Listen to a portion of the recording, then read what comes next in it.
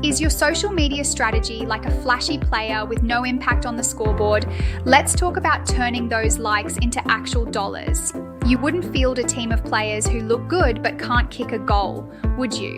So why is your social media all about followers and likes with no real business impact?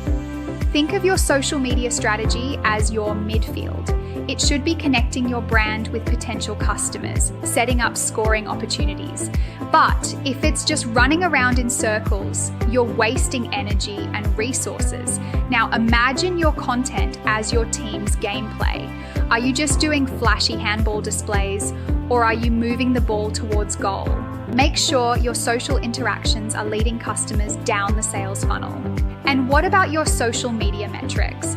They should be like your team stats, giving you real insights into performance, not just feel-good numbers.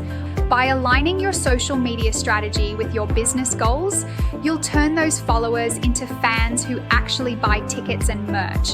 Don't let your social media be all sizzle and no steak. Create a strategy that looks good on the field and on the scoreboard.